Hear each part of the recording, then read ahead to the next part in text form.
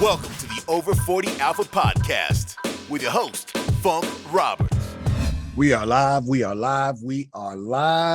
and welcome to the Over 40 Alpha podcast. This is episode number 87, and I'm your host, Funk Roberts. I'm a former professional athlete turned fitness expert, and I'm known around the world as the guy who helps men over the age of 40, 50, 60, 70s get in the best shape of their lives, transform their bodies, naturally increase testosterone, and live a prosperous and manly life until the end. And I'm really excited that you're here today because this is a special episode. This is my origin story.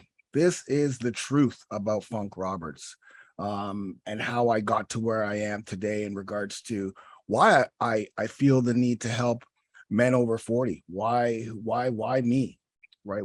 Why did I choose this path? And it's important for me to tell this story because I think a lot of people have a misconception about, who I am or what just my own journey, and so I think that me coming clean and being truthful with how I got to this point is going to help other men who may be struggling. And so, and other people, I mean, there's a lot of people just asking me about how do you get here? I tell this story a lot on other podcasts because every other podcast I come on, they want to know how I got to where I am. So I'm telling this story a lot on other podcasts, and I realize it's been a long time since I've told this story on this podcast, my own podcast. And so I'm really excited here to well, I don't know if I'm excited, but I want to be able to share my struggles and share how I got here.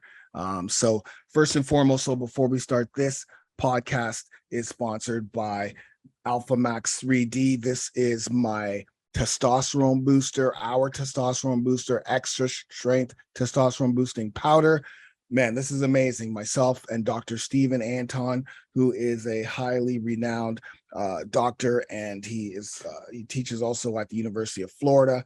We created this from scratch. This is a very powerful testosterone booster. Not only testosterone booster, not only will these natural ingredients help you increase your testosterone levels. We're actually getting guys who are starting to talk about that now, giving us some testimonials, but it's testosterone optimization, but it's also, managing cortisol levels, decreasing cortisol levels, which kill your T levels, managing and optimizing estrogen. We do need a little bit of estrogen, but too much estrogen causes belly fat storage, causes, man boobs, and makes it very difficult to produce testosterone. Again, we do need a little bit for our sex lives, but too much. So this helps to support your estrogen levels, make sure that they're healthy. We put metabolic health support in here because actually Dr. Stephen Anton is an expert at metabolic health. We focused on anti-aging. We focused on boosting your vitality, your energy. We focused on giving you better mood. I know that with me, in the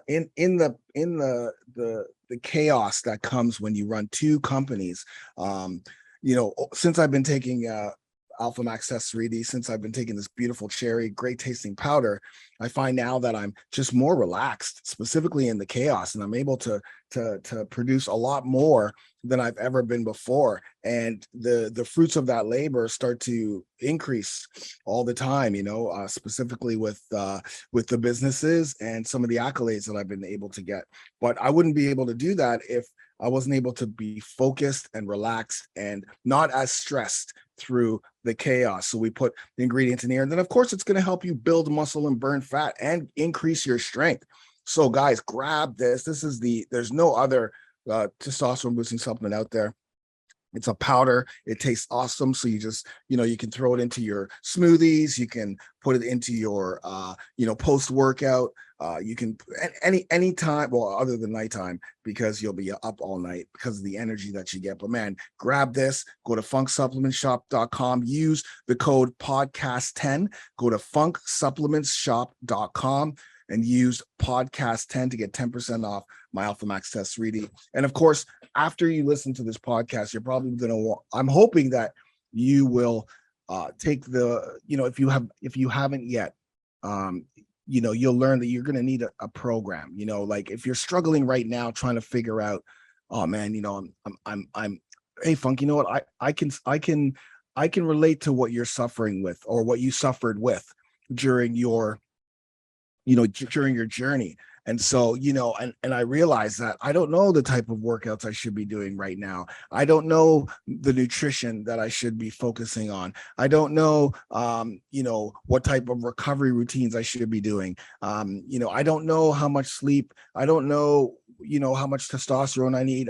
I need help with that, because I want to be a father to my kids. I want to be a great grandparent. I want to be an amazing husband or boyfriend. I want to be great to my community. I want to run my business. I want to be a great employee or manager or what have you.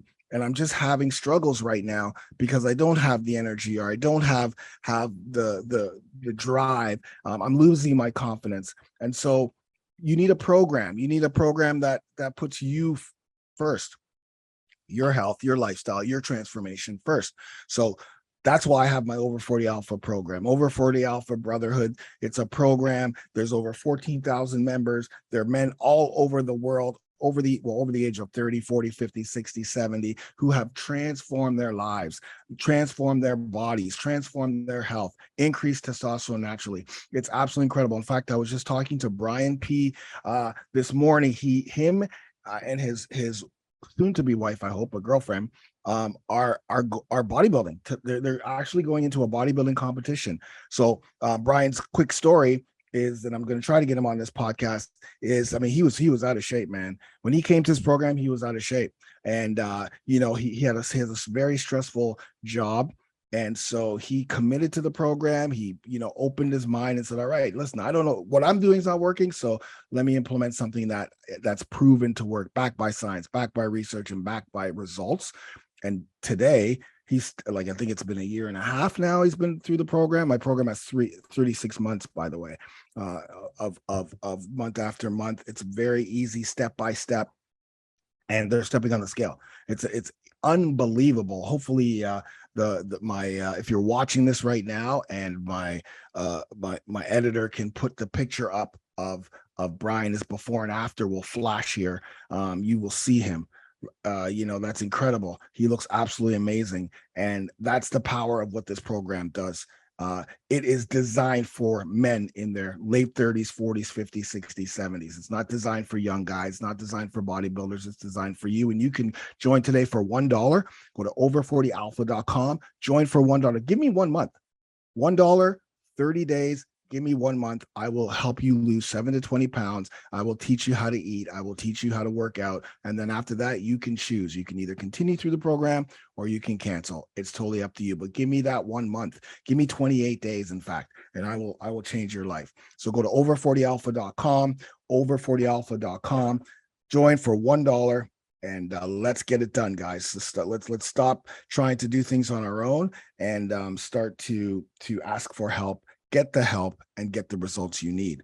So, all right, let's get into this podcast episode. I'm going straight in because one of the things I wanted to talk about was, kind of like bringing it back to how I got here.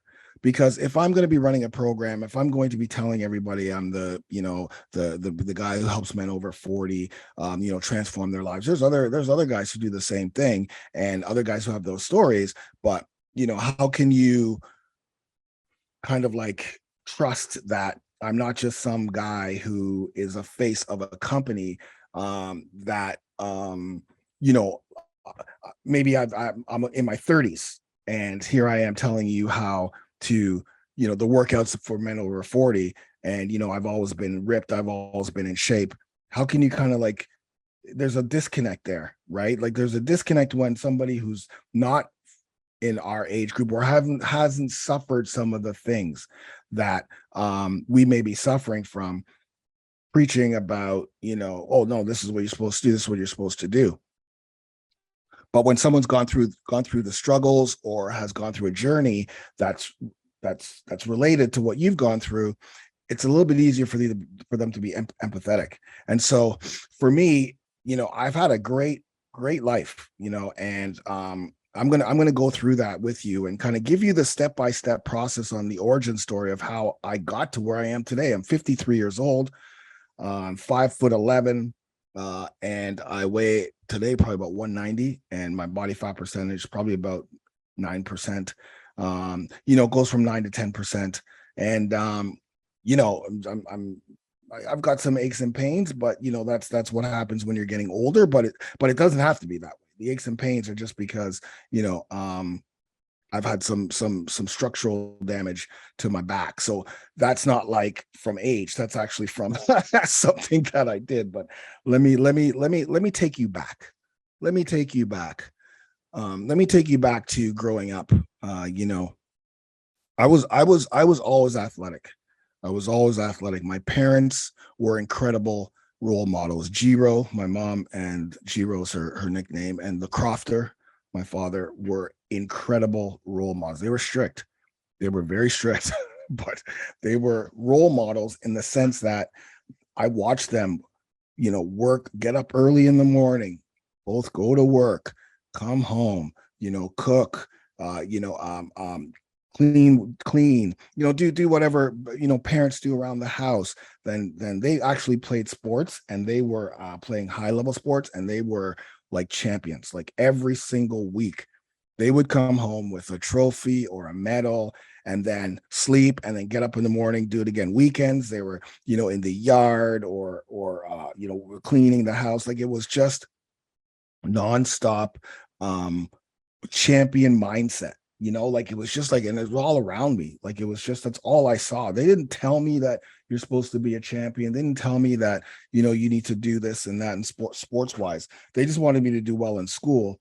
But like just watching your parents come home every week, watching your parents looking at the trophy case, and just like, man, I can't wait to get all those. I remember when they used to go away, I used to stare at those trophies and just dream about days when I could have trophies, where I could earn trophies. And so I'm a latchkey kid. I'm an only child, and I'm a latchkey kid, which means that when I was probably 8, I had my own key to the house. I was cooking rice by that at that time. I'm 53, so you're looking at the 70s now. And it was the days when you just you stay by yourself when you're 8 years old, specifically where I grew up. As we grew up, we slowly grew up in hoodie areas, and then we just high school, you move, and that sort of thing. But for me, it was YMCA sports camp in the summer, right? My parents, again, they're working parents, and they're winning. They're working and they're winning. The two W's, right? They're winning and they're practicing. Like one of the other things too is like, these weren't like, my parents weren't like weekend warriors. Like they go to practice, and so my dad coached, and then they changed sports and dominated that sport. Like it was insane. It was crazy. Like it's like, wow, this is so. In the weekends, they would take me. They would, or not the weekend, sorry. During the summer, they would send me to YMCA sports camp, and that's where I really honed my athletic skills. I mean, I was as an only child, you're always trying to entertain yourself, right? So I was always doing things around the house to entertain myself, and it always gravitated around sports. I had like this I knew like when it came to football, basketball, hockey, and baseball in the 70s and 80s and early 90s. I knew everything. I knew everything about every hockey player. I used to have this scrapbook where I would cut out all the scores and put it in this scrapbook. Like I knew everything. I knew all the players, like everything. We could go head to head in the with hockey in the 70s, baseball in the 80s, 90s, and not as much basketball. Yeah, I guess yeah, I guess basketball, football, like my whole wall had you remember Sports Illustrated had those little cards of football players like Earl Campbell and Joe Ferguson, and Montana. Like I would have them all up in my my room, like literally. So I played a lot of sports, and I excelled. So you go to YMCA sports camp, and then once you get older, you start playing, organized sports, organized football. So I played football, basketball, baseball, a bit of hockey. But it was those sports where I was either, the best or second best, like whatever sport. I was one of those jack of all trades but master of none. Like not like the best in the nation at a sport, but like always on whatever team I'm on, I'm always the best, like first or second pick, or the captain or assistant captain or whatever it is growing up.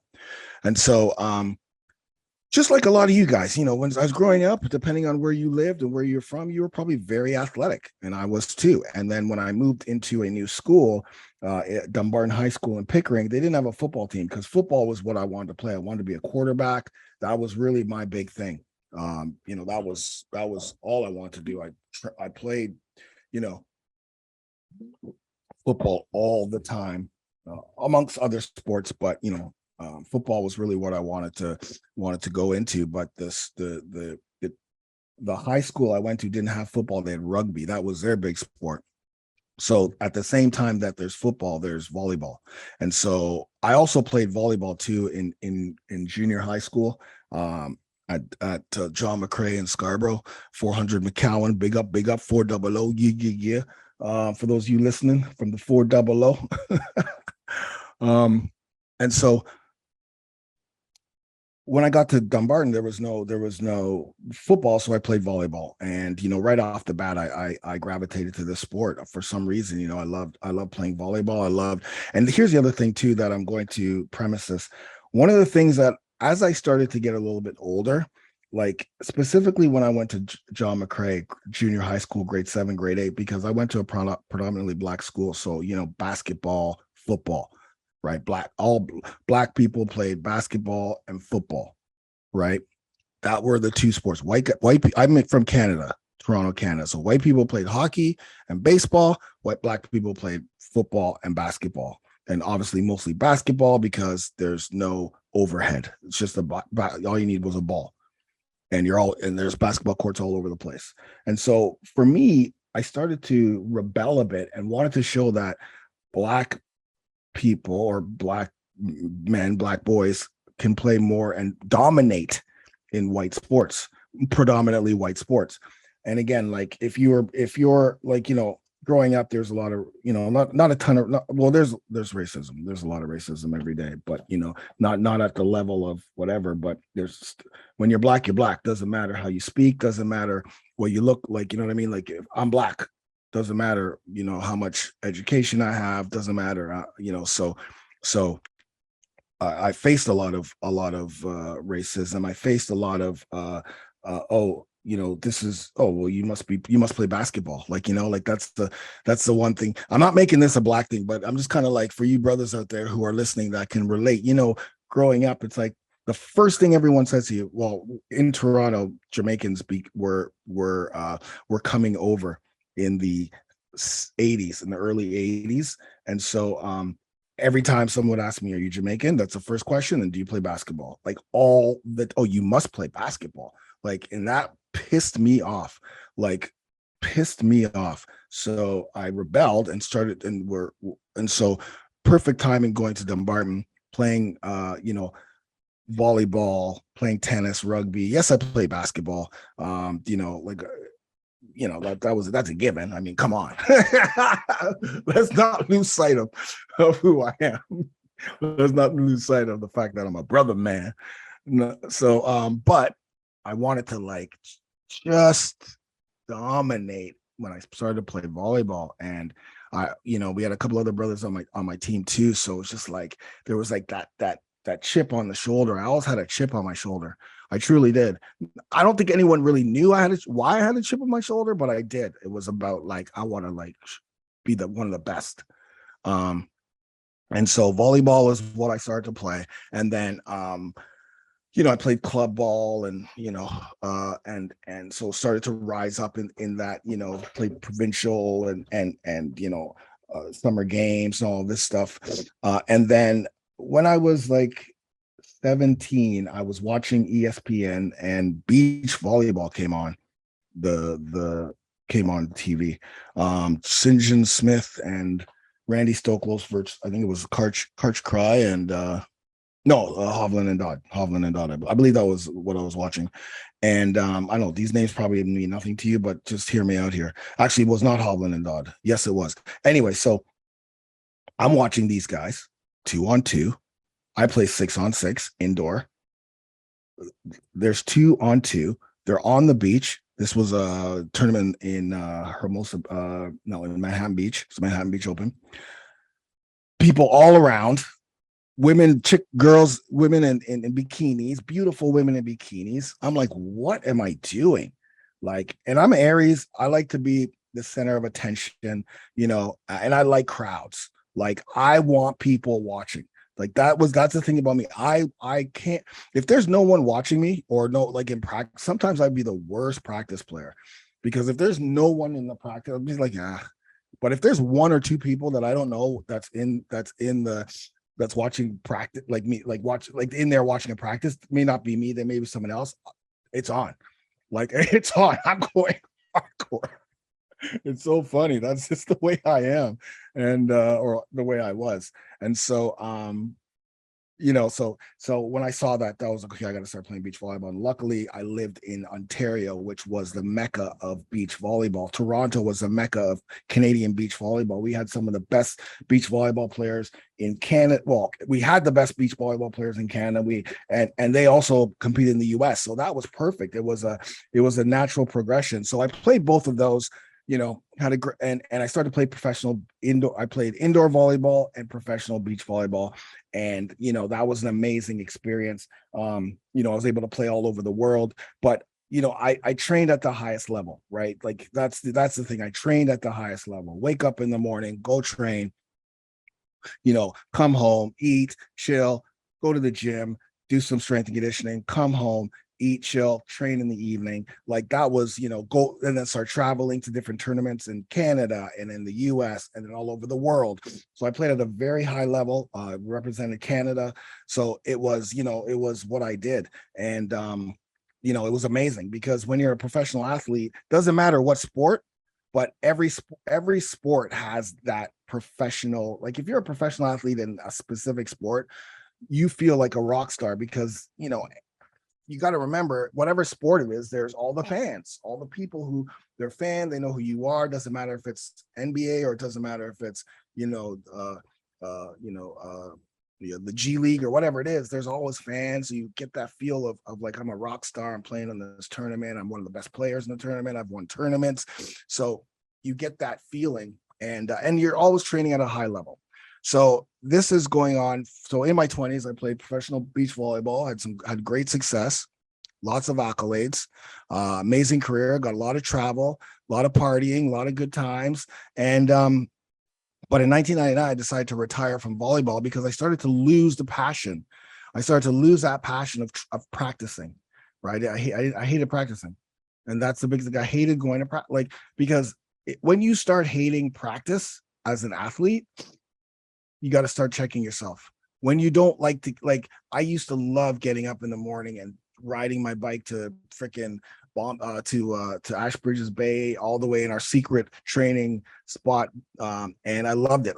Like, that was like, and then I started, and then, and I come home, I'd be all sandy and gross, but it didn't matter. But then there was something clicked, and I just hated coming home dirty. It was just something clicked. And I realized right from there, I'm like, I got to stop this. I'm losing the passion of playing. And so as I stopped, and I had a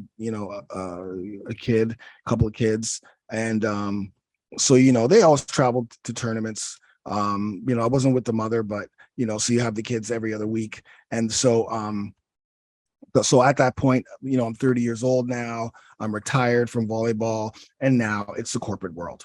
Okay, so I'm still playing, volleyball. I'm still playing volleyball, and I actually ran the professional tour in Canada for 2 years, I believe, or maybe it was 3 years. 2 years or 3 years, I ran that whole tour, and I was on TV, and I was a tournament director, and I ran the tour, and it was 2 years, and it was one of the best. It was probably the best tour at the time, to allow more Canadian and Americans and international players coming into play. So that was how I kind of gave back to the sport.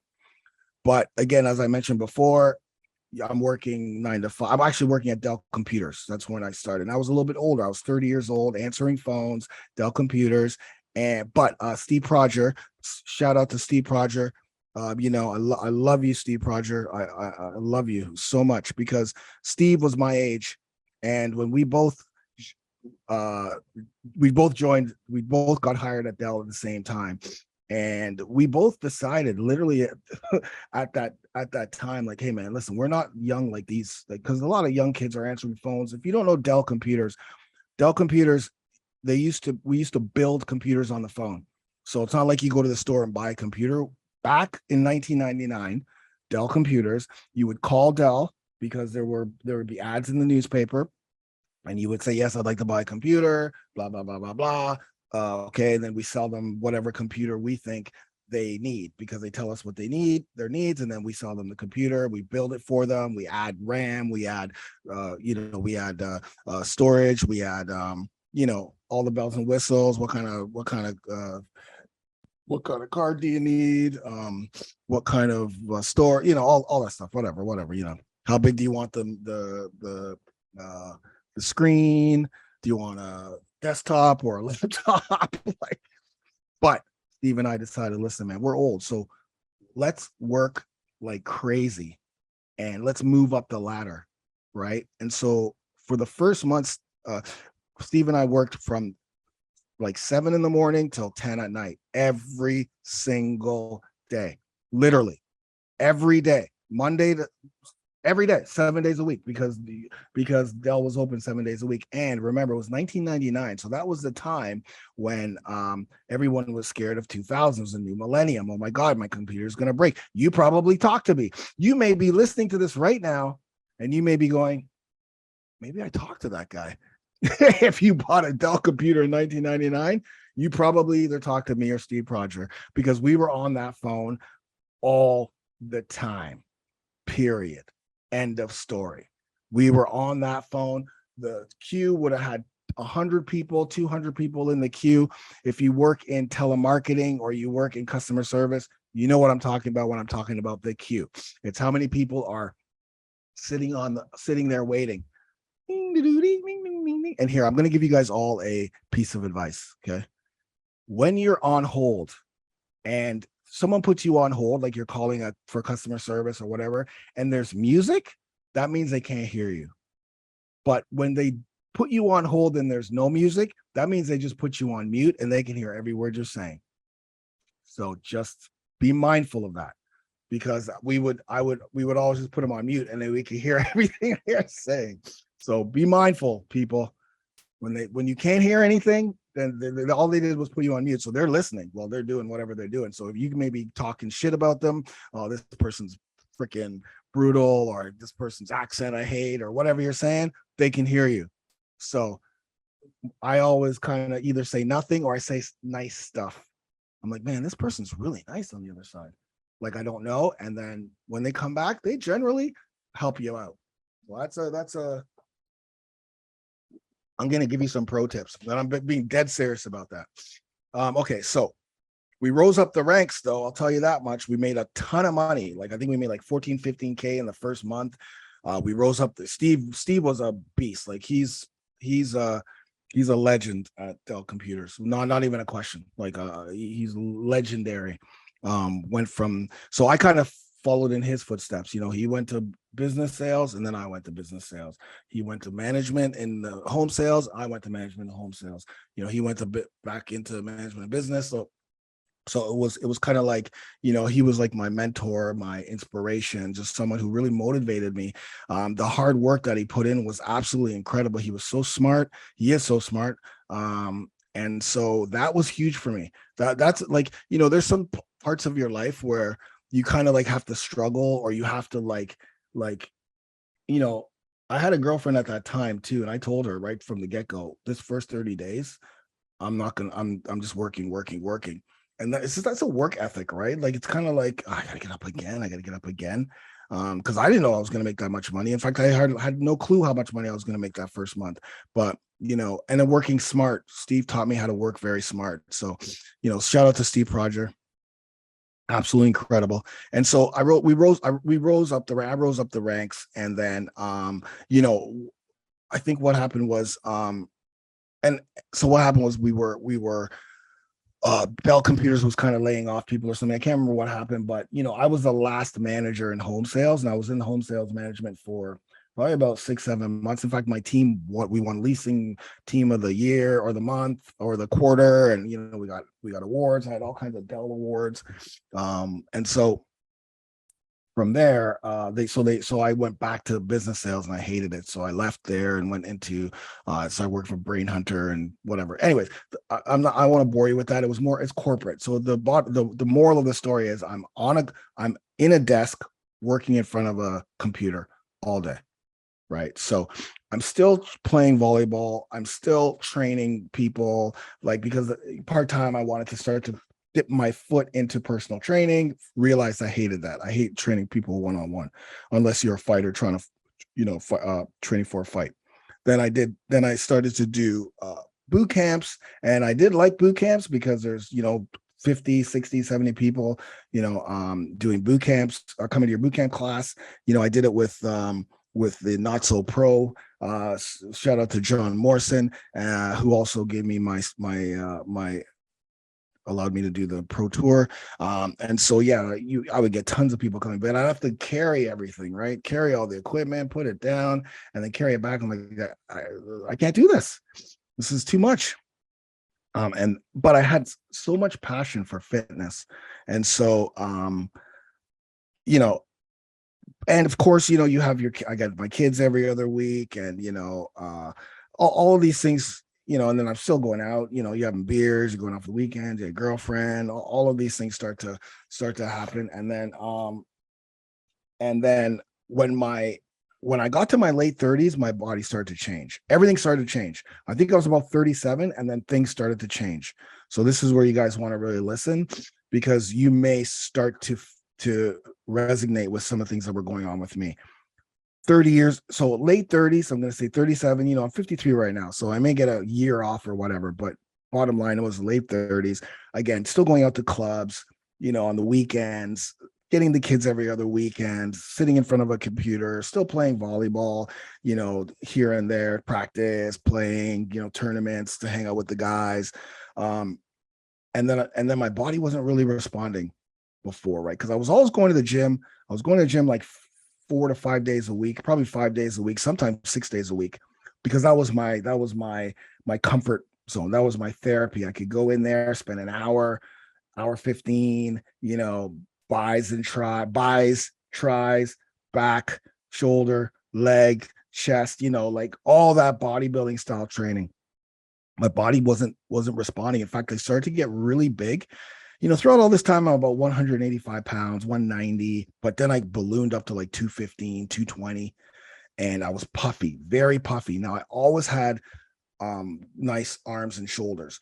So I was always wearing tank tops, like basketball tank tops. That's what I was known for wearing. I used to go and buy all basketball tank tops because it showed off my arms. I still cut off all my t-shirts, but I was doing that because that was the best part of my body. I still didn't know what was happening, but I was getting very puffy, like male PMS. Elliot Hulse, shout out to Elliot Hulse, male PMS, puffy muscle syndrome. And when you're in the late 30s and you're dealing with puffiness, it's not good. And I had a big belly. In fact, I always had a big belly. So a lot of you guys may think, oh, you've always been ripped because you were an athlete. As soon as I stopped playing volleyball and I started drinking and partying, that all went away. And in fact, usually when I started the season, I'd have a six pack, but after maybe tournament number 4, because your season's tournaments every single week all over the world or all over Canada, all over the US, my belly would come back because I'm drinking all the time. And you can't out train a bad diet or a bad alcohol in your system. So I had puffy muscle. I had a big belly. They used to call me Buddha belly. But around that time, 2007-ish, I'm assuming it was, obviously, because my first post was about 2007, YouTube started to pop off. And I started blogging, fitness blogging, and had a newsletter and started shooting videos. So you can go back to my old videos and you will see that I'm very big. Like I look like I'm about 250. 240. I look very big, and I'm wearing very big, large basketball jerseys, right? And so, and my body wasn't changing, right? So now I'm around 38, 39, and I'm starting to lose my libido. I'm having a hard time recovering from workouts and a hard time recovering from the nights out too. Because before I was able to go out, go drinking, come home 4 in the morning, get up at 7, go to work, no problem. Eat shit, no problem. But that wasn't happening anymore. I started to get more fatigued. I started to get tired. I started to eat unhealthy. I would go down to the food court because I'm working in a building. So I go down to the food court because I don't have time to make food. Not that I was making my lunches anyway, but I'm eating the food in the food court. But here's the thing, like you kind of start off eating like as healthy as you can in the food court, and then you hit that like one place that's like, Chinese food, and it's got that sauce, and you just eat it every day. Or you have that, there's a chicken place, it's got that crispy fried chicken with whatever, and you start eating it every day. Why? Because you get addicted to that taste, and it's easy. It's all you know. You may not have a lot of time, but it tastes good. It makes you feel good when you're eating it. And then you're bonking at 3 o'clock every day, 3 o'clock. You're just like, you can barely keep your eyes open. So that starts to be my routine, right? And my body wasn't liking it. And then as I was working out with the guy I was working out with, Chuck, shout out to Chuck, he looked at me and said, "Man, doesn't it piss you off that you're definitely the hardest worker in this gym, right? You come in here, you train, you're on, you're here for an hour and 15 minutes." And he goes, "And you still look the same. You've been doing this for years and you still look the same." And he started teasing me, and I got really defensive. And when I got home, I kind of like, for the first time, I took off my shirt and really looked at myself in the mirror, because I never looked at myself in the mirror unless I had a shirt on. I realized I knew I had a belly, but I never looked at myself in the mirror, because when I'm showering, the mirror gets foggy, so I can't see myself. And then by the time I'm ready to put my shirt on or whatever, it's unfogged. But I never looked at myself, and I saw that belly, and I saw the man boobs, and I saw how puffy I was, and it lit a fire under me. I was like, F this, man. So I started to work out harder. I'm going to the gym 6 days a week, but I'm doing cardio now pretty much every day after my workouts. I'm going on all these diets: Atkins diet, low carb diet, low fat diet, South Beach diet, eating 6 days, 6 meals a day. Like I did everything. Nothing was working. Belly was getting bigger, drinking more. And then at the time, I was living with a girl, and we hadn't been living together for a long time, but she made it very clear to me that, hey man, we're not having sex, and I need sex, so I'm leaving you. And literally left, like no ifs, ands, or buts, because we weren't having sex. I had no libido. I wasn't horny. And again, for a guy who played, if you knew my past as a volleyball player, I had no problem with that. Not just saying, because I'm young. That's why I was young. And all this happened within a year. So like, and you think, okay, well, that's a long time, but that's not a long time when all of these things start to compound, right? Because I'm still doing the same, picking up the kids every 2 weeks. You start getting into this routine of, and it's kind of like the years start to pass, and you're getting in this routine. And now it's like, I got no energy. I got no drive. I have no confidence. So I'm masking my pain, right? I start going out to strip joints. I start going to after hours clubs. I'm doing a ton of drugs. I'm doing ecstasy. I'm doing drinking alcohol, going to after hours, more strip joints. I literally lived in strip joints, because to me, that masked my manhood. I'm doing coke. I'm doing all these drugs, and that's going to help me. And that's going to make me feel more like a man, because that's what I thought being a man was. I just been emasculated. Is that the word? Demasculated. anyways, I had my masculinity thrown out the door, literally, when my girl left. And now I'm like, okay, well, and it wasn't like I had a vengeance. It had nothing to do with that. It was more about myself being like, okay, I gotta maybe, I gotta kick it up. And it's not like it wasn't a conscious decision. It was just more like I put myself in those places of ill repute. And yeah, it got deep, it got bad very quickly, right? Depression, suicidal, like it was horrible. And this is now, I'm now moving into my 40s, like late 30s. We're moving into the to my 40s, and this is the type of thing that I'm dealing with right now, because I don't feel like a man. Struggling at work, staying out late, you know getting into addiction, self-medicating. It's and not knowing what's going on with my body. Now I'm missing gym, getting injured. So I go to the doctor, and we get all, the yearly test and testing everything, and he tests my testosterone levels, and they're super low.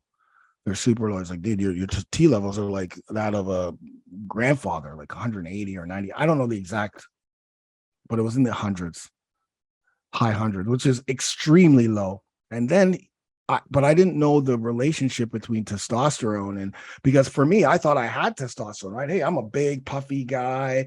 I go to strip joints. I'm having sex with strippers. I'm the big man on campus. I'm going after hours clubs. Like, how could I have low testosterone? And then he just looked at my belly. He looked at my body.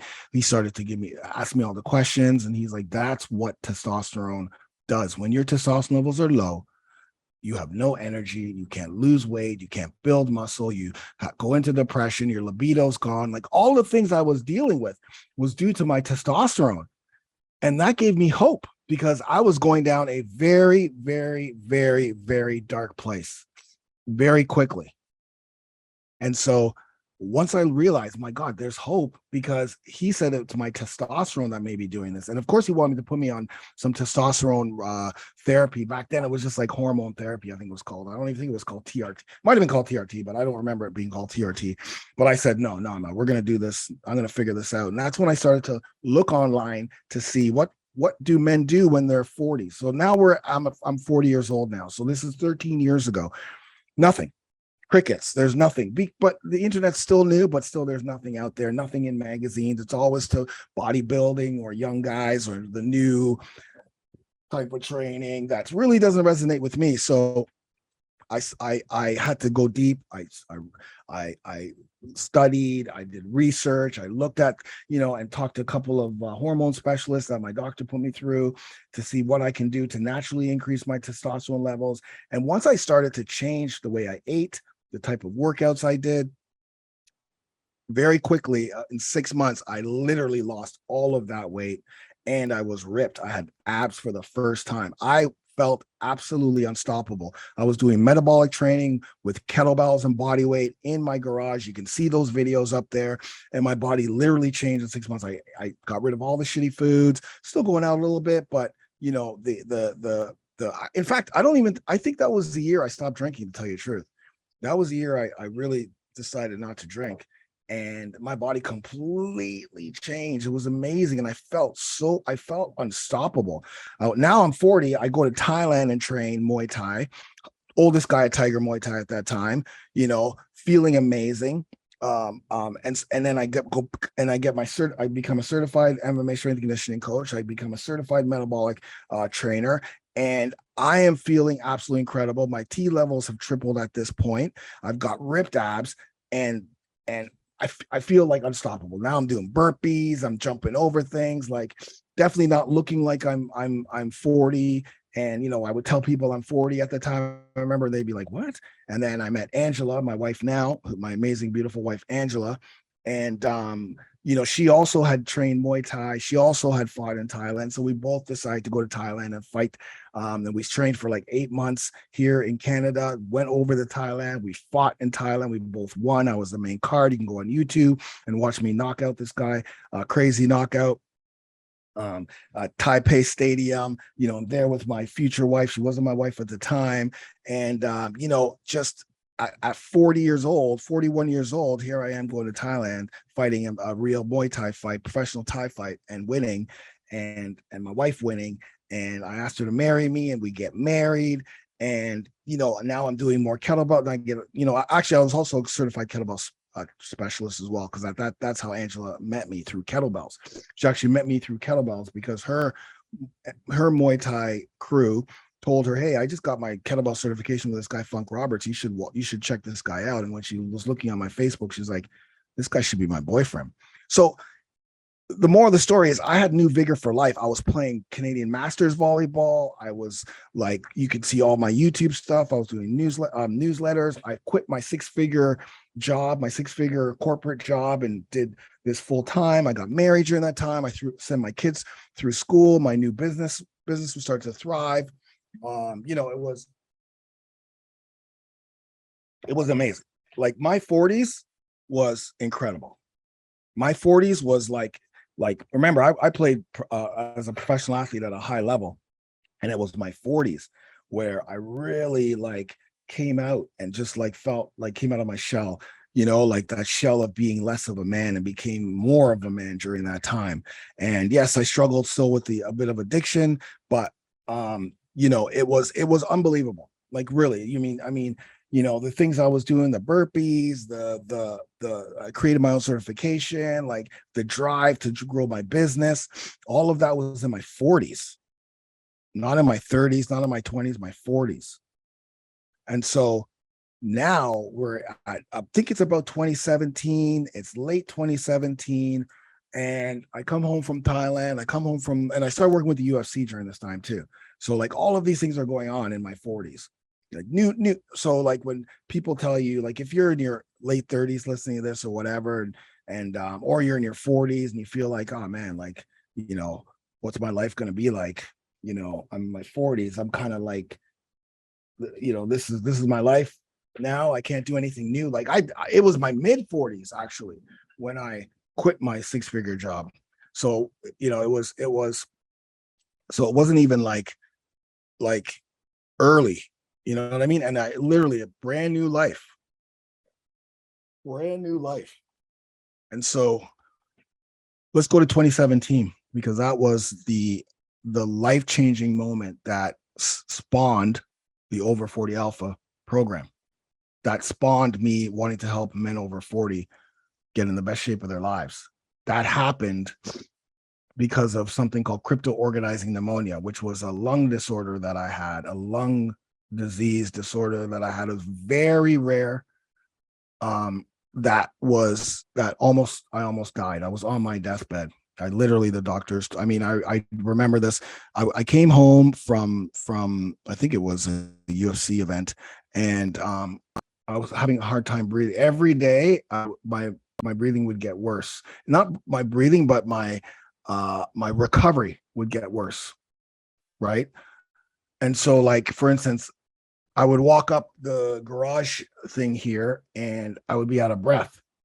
Or I'd be like, "Why is that? My cardio sucks." So you go start doing cardio, but I would be doing sprints on the treadmill, and I'd be coughing up I'd be coughing. I just couldn't get my breath, and it got worse and worse every day. It just got worse and worse, to the point where I would get up, go to the bathroom, which would be I don't know, 15 steps away, and it would take me a minute to recover from that. I'd be like, and it wasn't it was crypto organizing pneumonia. That's what it was. So you can look that up. And so I remember this day specifically because as I was getting worse and worse, the doctors didn't know what it was, because I didn't have any symptoms that made sense to them, because remember, this is a very rare disease, and I'm healthy at this time, so it didn't make sense to them. And so they didn't know what it was. And I remember my sister-in-law, Charlotte, shout out to Charlotte, she brought me to the doctor, and we had just done a biopsy, and he's looking and he's giving me we still don't know what it is, blah, blah, blah. So just go home, stay by the phone. You may have to come back here, but just stay by the phone because we don't know what it is. And so she so we left. We are just getting out of the hospital onto the highway, and then I get a call. You need to come back to the hospital right away. And so we turned around, went back to the hospital, and he said to me, "We don't know what this is. It's getting worse every day, and if you're gonna die, you might as well die in this hospital because you being at home, you might as well do it here." And that was when reality hit. Like, what? Like, and literally, like, I had no, like, just like, it's not like I packed my stuff and went there. I just derobed, got into my bed, and was lying there in my deathbed. Truly, literally lying in my deathbed. And it was a weird moment, man. Because you think about all the things that you just gone through, and and it's just like, what the f is going on here?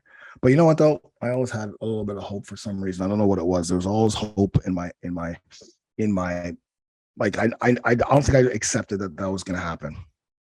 Even though I was sitting in the bed, I still didn't accept it. So luckily, he came in and said, "Okay, I just spoke to some doctor in Switzerland, and he said it was crypto-organized pneumonia as what you had. So we had another operation. When I came out, good news. But the only thing we need to do is they have to put me on prednisone. So if you know what prednisone is, it's a horrible catabolic steroid that kills your testosterone levels. One, it kills your muscle, like literally." It eats away your muscle, so you'll have it atrophies your muscle, and it messes up your hormones. Like I had female hormones. I was sweating, I had the sweats, I would be crying for no reason, and then I started to literally lose. I had abs at that time, and I literally lost one ab. Like I have a picture of it. I don't know if I'll be able to show it here, but I have a picture of just having 5 from 6 to 5. It's insane. And so fighting that was difficult because at first I wanted the testosterone replacement therapy. And my doctor's like, "No, you can't have that when you're on prednisone during this time." And so that's when I decided, because at that time I just started to launch the over 40 thing. I just started because I realized that, okay, there's only so long I can do burpees. So let me just, morph into the over 40s, because I still looked around and saw that there was no information for men over 40 online. And so now I'm like, okay, this is the time I'm going to put my program to the test. This is it. Like, there's no better time to go, okay, if my program works, then it's going to work now. And so I did it to the T. I literally worked out, and remember, so the doctor told me that you're going to be on prednisone probably for a couple of years. Usually it's 2-3 years. Your head gets bigger. Like, whoever's been on prednisone, you know exactly what I'm talking about. You gain weight, like it's horrible. So I decided, okay, I'm going to put this to the test. So, and see if I could at least fight off all these hormonal changes and keep myself at least at bay so that I can get through this. So 3 years later, I'll get better faster.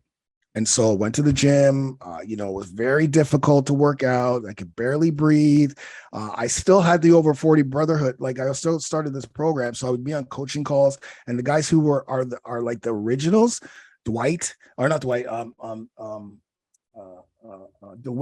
remembers. I would be on a coaching call, coughing my lungs. I would be like, "Guys, just hold on a minute," and I'd be like out, like coughing my lungs off. It'd be brutal. You guys remember that, the old Alan Little. You guys remember those days. And so I did it. I did the workouts. I did some recovery stuff. I had the nutrition. I was 100% on my nutrition.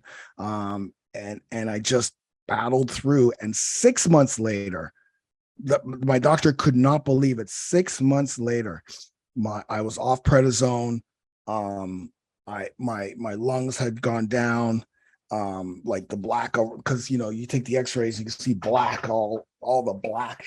And then it would just, every time I would go and do the x-ray and do the blowing into the machine, and he'd show me the x-ray and he'd be like, "Man, you're recovering really quickly." And to the point where 6 months later, I was off prednisone. He couldn't believe it. 3 months after that, my T levels had tripled because I had been putting in the work and so I didn't have the big head. I still lost the muscle, and I still had to battle through those hormones. But 3 months later, after I got off prednisone, it was incredible. The workouts, the nutrition, the recovery. And right from that moment, I'm like, let's go full speed ahead. And because I knew that if I can do it with what I had to face, then anyone can increase their testosterone levels. Anyone can lose weight. Anyone can change their body. And that was 6 months. And for me, that was it. That when I saw that happen to me, that's when I realized that I need to help men, because I relate to everything that you may be going through.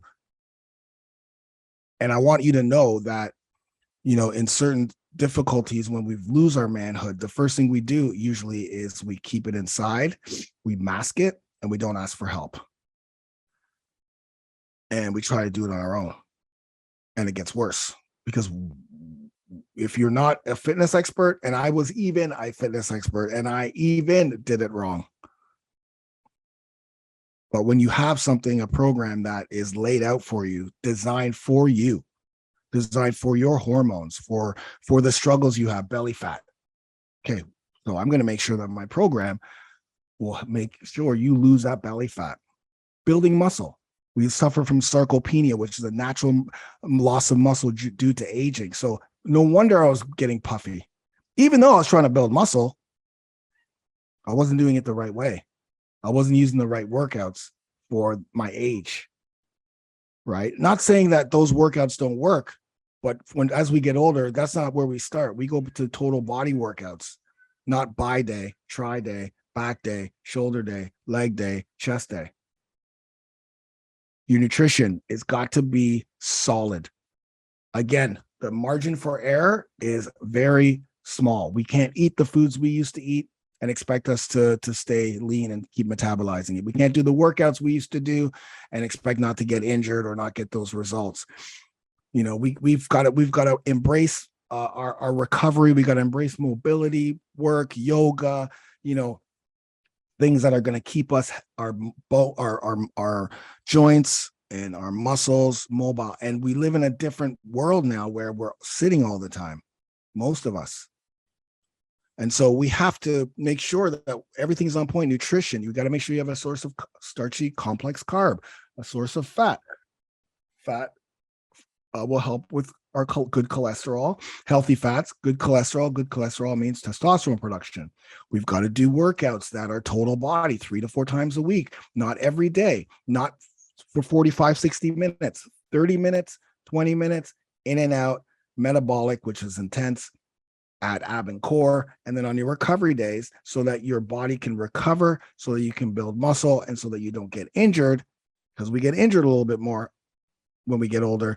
We do mobility, we do yoga, we do those things that will strengthen our joints and our bones and our mobility and our flexibility. We focus on our mindset. We got to have a strong why.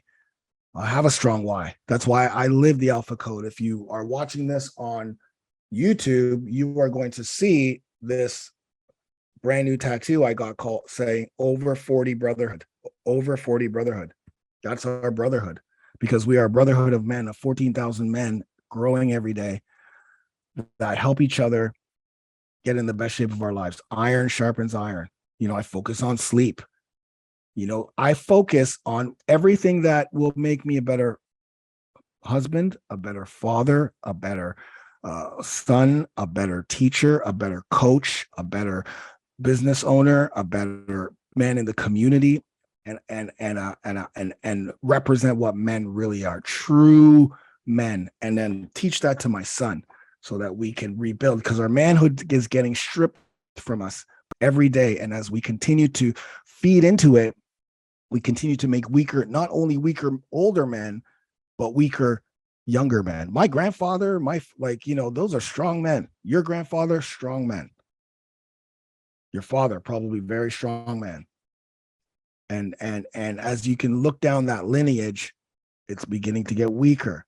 I can't do this workout. I can't eat this way. I can't. Oh, it's hard. It's hard. This is so hard. I got to work here. I can't do this. I can't find time. Come on, man. That's bullshit. You're bullshitting yourself. Because here's the thing, gentlemen. When you're put on this earth to provide, to protect, and procreate. When you're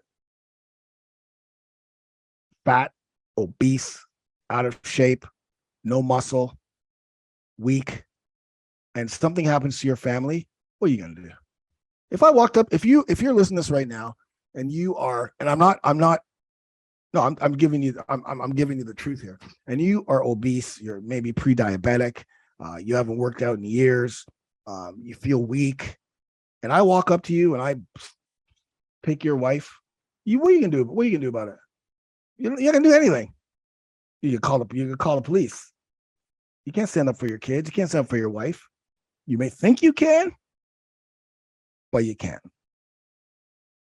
And so you have to be able to protect yourself and your family and provide, not get sick. Because we all know we just went through a time in our lives where no one's here to save you.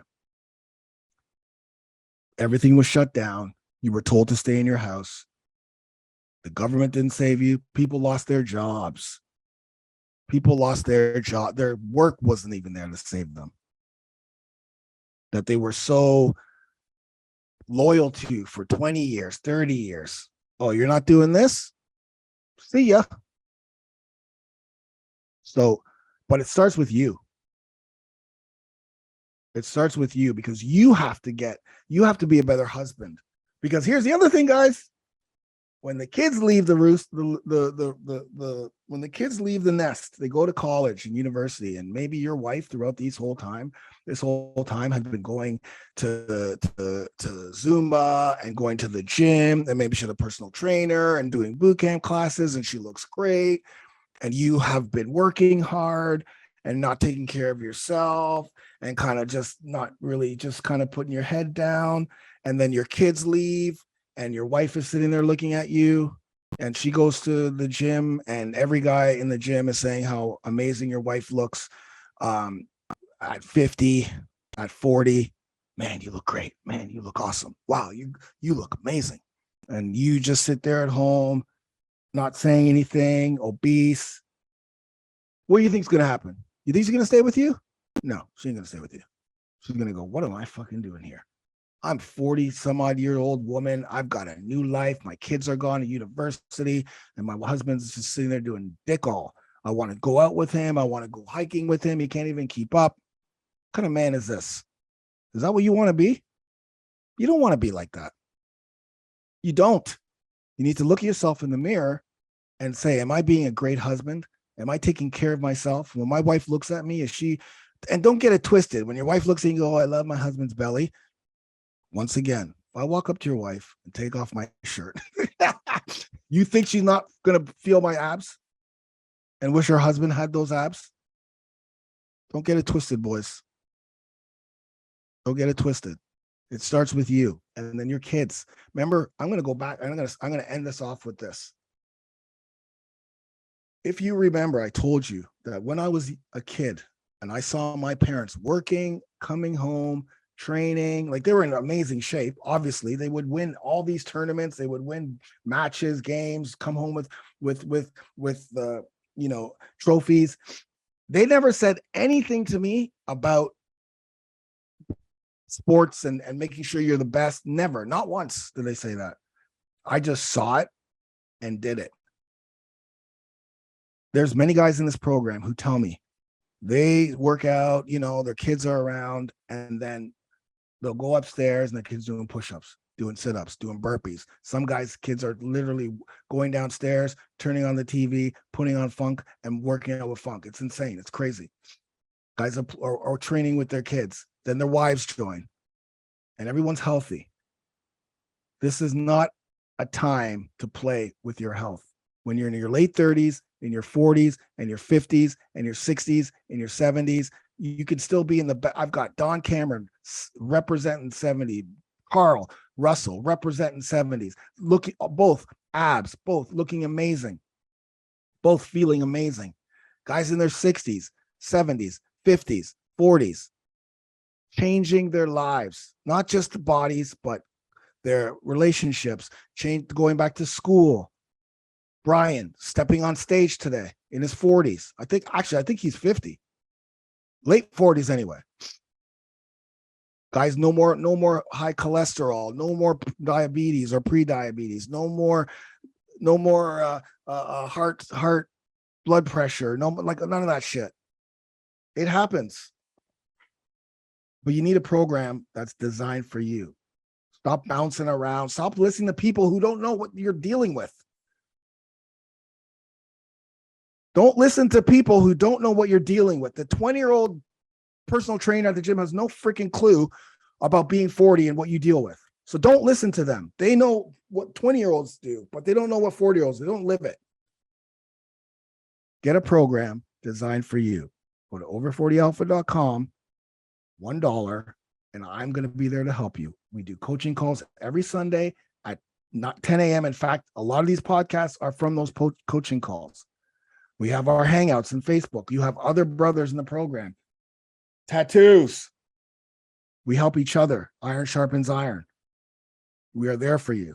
The program is easy to follow and it's sustainable. It's a lifetime program. And it may not be mine. It may be somebody else's. But get a program from somebody who knows what you're dealing with and what program that's designed for us. Because other programs are not designed for us. And we're going to get through. I'm going to break some of that down in my future podcasts. But I want to let you know that I know what you're dealing with. Okay. I was way out of shape and I was suicidal. I went all the way down. I went all dark. I went super dark. I'm dark already and I went darker.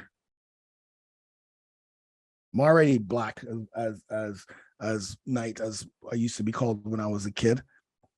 And I ended up getting dark. So it doesn't matter if you're 500 pounds, 400 pounds, Robert Mendieta, big up to you. Doesn't matter if you're 300 pounds. Doesn't matter if you're 200 pounds. Doesn't even matter if you're skinny fat, because we've got a lot of those guys in the program and they just put on muscle and get rid of the belly fat and feel good, look good. And I know you're going to say it's not all about looking good. You know what happens in this program? And I'm going to end it off with this. I know I said I was going to end it off before, but this is usually what happens. I'm going to tell you exactly what happens. Guys will come in the program and they just want to lose the weight or, learn how to eat. But six-pack abs are not even on their table. I know that they're going to get the six-pack abs because I see it all the time. I know that after they start to transform their body, their why is going to be a little bit different, but they don't know. So everyone comes in, they don't care about the six-pack. 3 months later, they're like, I can see my six-pack here, right? And then it's like, Funk, I've got the dumbbell phase coming up, but I still want to, I still got a little bit of stuff on my belly. I'm like, don't worry, it's a dumbbell, but it's metabolic. You're going to burn fat. You're going to be fine.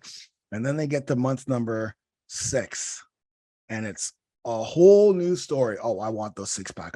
I'm almost there. Let's go. And then it's all about the six-pack. Anyways, guys, I hope you guys enjoyed it. I know it was a little long, but I really thought that it would be important for you to know my story. Maybe you can relate. Maybe you're like a volleyball player, or maybe you fought, Muay Thai. Maybe, I used to do strength and conditioning for fight. I didn't get into that. I used to do strength and conditioning for fighter. I've trained many fighters, many UFC fighters, many Muay Thai, Jiu-Jitsu, used my programs. Maybe you're suffering from what I suffered from. Maybe you had drugs and alcohol in your life, maybe addictions in your life, maybe you had a hard time losing fat, maybe you struggled with having big belly, maybe you bounced from diet to diet, maybe you have a very low libido and sex drive and don't know how to satisfy your wife because you don't have a libido. Maybe you have no energy, no drive. Maybe you can't keep up with your kids. Maybe your joints hurt because, I didn't even get into that. I would wake up and my back would hurt. My elbow would hurt. My knee would hurt. Maybe you are suicidal and depressed. Whatever it is, there's hope. I know I've been there and it can turn around, and it can turn around as little as 6 months. I watch it every single day because my program is based on results. I wouldn't be doing this here if I wasn't getting results they weren't getting results. Maybe on a prescription drug that you want to come off very quickly. It happens here. I'm here for you, man. I'm here for you. Over40alpha.com, $1. Give me 30 days. Let's do this. I love you guys. Thanks for listening, and I'll see you on the other side.